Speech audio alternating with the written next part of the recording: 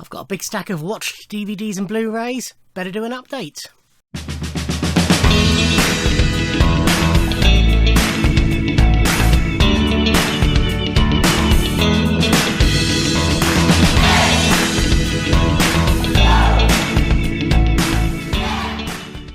Ahoy hoy everybody, and welcome to DVD and Blu-ray update. I have a pile yay high that I've watched, so I better start showing them to you. Clear the decks before they all fall over. So first up we have Layer Cake. This was a first time watch for me. Matthew Vaughan's debut directorial film. It's not good English, was that? Debut film as a director. Gangster film, sort of very much in the vein of Lock, Stock and Snatch, which he was producer on with Guy Ritchie. But yeah, really good, very strong cast, led by Daniel Craig, pre-Bond. Really enjoyed this. It's a film I've always sort of wondered about because it gets a lot of praise, and I wondered if it could sort of live up to that praise, but it did. Yeah, really good film. Layer Cake. Criterion Collection release of Metropolitan. So I had this on VHS. I picked it up because at the time, you know, because it had good reviews on Empire. I did watch it, but I had no memory of it whatsoever. I don't think it made much of an impression on me. Excuse me. Made much of an impression on me when I watched the VHS. Never got it on DVD. I seem to recall that it was a hard to come by one on DVD. Then ages ago, Zavvi were doing a sale on Criterion. You know, it was a 2 for whatever, and I picked this to upgrade as one of them, and it was out of stock for at least 6 months, probably longer. And then one day it just, you know, I kept chasing it up, and they said, well, we can refund you, or if you want to hold on, as soon as it's in stock, we'll send it. So I was like, oh, I might as well hold on. And yeah, one day it just turned up. Could even be as much as a year later. It was, you know, it was a really long time. Watched it, and I certainly enjoyed it more than I remember enjoying it first time. So it's Witz Stillman's debut film, I think. Certainly full length, I think. About basically a bunch of socialites in New York. Debutantes. It's just really wordy, and you know, it's all about the dialogue. Not much really happens, but strong performances. No big names in the cast or anything like that. Yeah, but strong performances all round. Enjoyed it quite a bit. Oh, okay, they are together. So I picked these up in one of HMV's twofers. Blade Runner, the original film. So, one of their slipcases. This is the final cut version. So I watched Blade Runner many years ago and liked it, didn't love it. So it's something I never got round to getting physically. You know, I watched it on VHS, but I rented years ago. So never one I got round to owning physically. But then I thought, oh, it's about time I do. It's my mum's boyfriend. It's one of his favourite films. He absolutely adores it. Got it. Really enjoyed it this time round. Whether it's because it was a final cut and I like, you know, the differences made me like it more. I think really no. I think it was really just I'm a bit older. I could appreciate the film a bit more. But yeah, classic film. And in the same twofer, I picked up the sequel, Blade Runner 2049. Really enjoyed this. Great performances all round. Ryan Gosling's always good from what I've seen. Harrison's always Harrison. Anna de Armas is fast becoming a favourite of mine. Yeah, really enjoyable. Very well made. Strong sequel. This was Christmas presents. shows you how long it takes for me to get to watch. I think TV shows I'm probably now about 8 months behind on the TV show DVDs and Blu-rays that I've got. Films I'm probably just over a year behind. No, just under a year. Just under a year behind, I think. Anyway, so these are the first 2 of the new Wurzel Gummages, written, directed and starring Mackenzie Crook. I love these. These are one of, if not the best things that have been on TV over the last 18 months. I'm recording this on the 8th of November.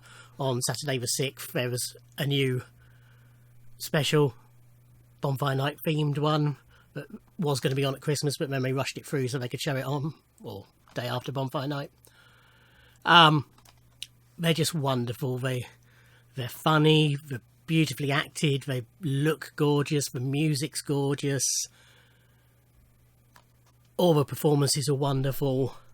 Yeah, I think these are amazing. So yeah, that's the first 2 of those. This is Dad's Army The Lost Episodes, a network release. So basically they recreated some of the episodes of Dad's Army that have been wiped with a new cast for Gold, the TV channel. Really well done. You know, that you can't argue with the scripts, because all Dad's Army scripts pretty much are classic comedy scripts. And cast-wise, they did a good job. Kevin McNally was Mannering. I was going to say was Arthur Lowe, but they do sort of try and replicate the performances of the original actors, but they're not direct copies. So he is playing Mannering rather than Arthur Lowe. Robert Bathurst is Wilson. Kevin Eldon does a great job as Jones. You've got David Heyman, Matthew Horn, Timothy West and Tom Rosenthal. Matthew Horn probably the weakest link as Walker. Not a big fan of Matthew Horn. He can be a bit wooden. Sometimes he's alright, but he's probably the weakest in this. But yeah, very enjoyable. A nice addition to the Dad's Army collection. This was a great TV series. This is Collateral, written by David Hare, the playwright. So, Kerry Mulligan is a police officer, heavily pregnant, which is pretty much only because Kerry was heavily pregnant when it came time to film it. Used to be an Olympic pole vaulter, but had a really bad accident that's alluded to throughout, and we see people watching but we never see the footage. But it's, you know, it was career ending but also hilarious. It's sort of this thing floating in the background that you always, you know, wonder what happened. But yeah, she's appointed to a case where a pizza delivery driver who was also delivering drugs got shot, and not in a, you know, deliberately targeted, assassinated almost. And it's sort of an intertwining story of the investigation, the people involved in it, both the victim's side. He was, at the time, he was delivering the pizza and drugs to Billie Piper's character, so her story and how that intertwines with a Labour politician played by John Sim, and then the assassin, we know straight away who the assassin is and her side of the story. But yeah, really good, excellent performances all round. Watched it when it went out, you know, because of the cast. Kerry and Billy are enough to make me watch anything. So yeah, watched it when it went out, absolutely loved it, so really wanted to pick up the Blu-ray, which I eventually did. But yeah, great show. Paper Towns. So I did allude to this in a previous video because I picked up The Fault in Our Stars, which was the previous film by these filmmakers and the writer. I loved this. I picked it up £2 in Poundland. pretty much because Cara Delevingne's in it, and I can quite happily just sit and watch Cara Delevingne. But wasn't really expecting much from it, but as I say, absolutely loved it. This was a 5-star film for me. So it's written by John Green, who wrote Fault in Our Stars, and who's, you know, a well-loved author. And this is based on one of his other books. So basically, when he was a kid, Quentin, played by Nat Wolff, has a new neighbour, Margot, who, I mean, I say played by Matt Wolff, the older versions are played by Matt Wolff and Cara Delevingne, as a new neighbour who moves in opposite, and they become best friends and do everything together, and he's in love with her. And one day they stumble across a dead body, and their reactions to it are totally different. And Margot wants to find out what happened and investigate. And I've got his name again. Quentin doesn't, and they sort of drift apart. And throughout then school and high school, they sort of drift further and further apart. But he's still madly in love with her. But she's, you know, she's cheerleader dating the quarterback, or, you know, one of the leading jocks in the school, and, you know, barely gives him the time of day. He's got a group of friends. It's him and 2 other nerdy, geeky type kids, but they're not, you know, stereotypical nerdy, geeky kids. They're just normal nerdy, geeky kids, if you like. You know, they like what they like. They hang around. They've got their own in jokes, but they're not stereotypes. Then one night, much as she used to when she was a kid, Margot knocks on his window and asks for his help. So they go out, and basically she's discovered that her boyfriend was cheating on her with one of her best friends, and she's got this little series of things she wants to do to cause revenge on them. And they have this one perfect evening where they cause all this mayhem, and they end the night dancing on top of this big local skyscraper-y type office building that she's friendly with the security guard of, so they let her in at night. And they have this wonderful, perfect evening. And Quentin thinks that's it, you know, they're destined to be together. Next morning, he finds out she's vanished. She's gone. Now, she regularly does go away to escape herself and leaves little clues for her sister, and, you know, to let people know where she is and that she's safe. But this time she goes away and there's seemingly no clues. So Quentin decides to investigate and track her down to tell her he loves her. And eventually he starts finding these clues anyway, and he follows these clues. Eventually it leads to them having to take a road trip. It also coincides with prom, and I won't say any more because obviously spoilers, what have you. But yeah, it's just wonderfully written. As I say, you know, although she's your manic pixie dream girl type character, she's not your stereotypical one. He's not your stereotypical geek. The dialogue, it's all believable. It's just really, really well done. Absolutely loved it. Paper Towns. This is The Hound of the Baskervilles. Yet another copy of The Hound of the Baskervilles that I own. This is the Ian Richardson version. A good one, a strong one. They have a very made-for-TV type feel. On the last update, I showed The Sign of 4. I'm still not convinced by Ian Richardson's performance as, I was going to say, the Doctor. As Sherlock Holmes, he's just a bit too jovial for my liking. But, yeah, it's weird. Sometimes they look spectacular and, you know, really high budget, and then sometimes they look really cheap, you know, within the same film. I found out with both this and The Sign of 4. And there's some plot changes done, which always annoys me. When you know the plot backwards, you know, it's a glaring change. But yeah, overall, enjoyed it. This is Lizzie. So this is the story of Lizzie Borden, who you may be aware, true story, So Lizzie was accused... Well, Lizzie was the daughter of a businessman, and one day him and her stepmum were viciously killed with an axe, and it was generally believed that Lizzie did it, but she was found innocent, and so never, as far as the law is concerned, she did not do it.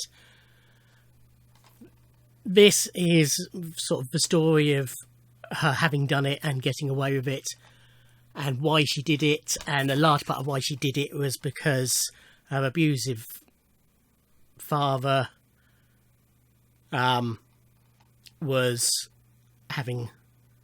forcing himself upon their maid, Maggie, played by Kristen Stewart, but Maggie and Lizzie, Kristen and Chloe Sevigny, were having an affair. They were in love. So that was part of the reason why she ended up killing him, and they did it together, although Maggie sort of chickened out a bit, and in the end all the fatal blows were done by Lizzie. But yeah, really well done. It's sort of a slow burn up to the event as you seed why she would want to do it and their relationship and all that, and then the event happens quite near the end, but then it does go into the court case as well. Enjoyed it a lot. I mainly got it for these two, both of whom are favourites of mine, and it didn't disappoint. This is Glue. So this was a Channel 4 TV series from 2014, which I never watched at the time. It sort of passed me by, but I've heard good things about, and it's got quite a few people in the cast who I like. Both, now I'm going to completely forget their names. I'm not in there. Tommy Knight and Yasmin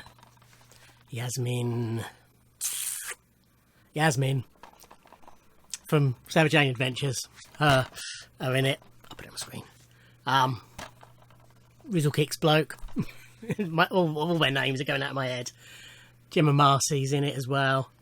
So it's full of people I liked. So I thought, I'll give it a go. And really, really enjoyed it. It's 8 episodes, TV hour, so about 45 minutes-ish.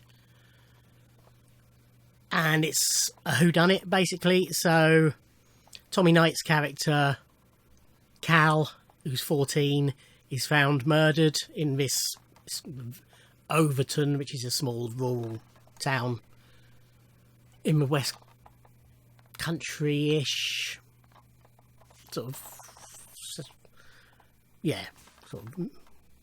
just above me and over a bit, basically. And the previous night, as he did most nights, was with this group of slightly older people who were his friends, and so that night, as they do many nights, they were all taking drugs. The exception is Yasmin, who is police officer. But basically, it's about the investigation into them, but it's all pretty much either done from Yasmin's side or from the friends' sides. And by and large, each episode focuses on different characters whilst continuing the investigation. Cal's brother as well is involved. They were travellers. It's all very complicated and intertwining, and various relationships within. But you don't want to go into too much detail because I'll spoil it. But yeah, it was an excellent series. I loved it from start to finish. Speaking of which, this is Normal People. So this is also the wrong way around. This is Normal People. So this was sort of a big BBC hit last year. This is based on a novel by Sally Rooney, and it tells the story of useless character names, Marianne and Connell. Marianne and Connell, played by Daisy Edgar Jones and Paul Mescal. So Connell, set in Ireland, and at school, Connell's popular guy in the school football team, Gaelic football, I think, I seem to recall. You know, the star player, popular group of friends. Marianne's the local weirdo, but they start having a relationship in secret. It ends badly and they go off to university, but they go off to the same university, and when he eventually sees her again, she's in a relationship. So he gets in a relationship, but then both those relationships break down and they get back together, and it's sort of intertwining on and off relationship. Beautifully told, beautifully acted. Yeah, really, really strong. Okay, I shall end this part here. I've had to film this in 2 little chunks, so there's an interruption halfway through, so I think I'm roughly at the right time-wise. But yeah, I'll end this part here. Stay tuned for the next part whenever I upload that. Might be in a couple of days, might be next week. But yeah, thank you for watching. Like, comment and subscribe, and I'll see you in another video. Thanks. Bye.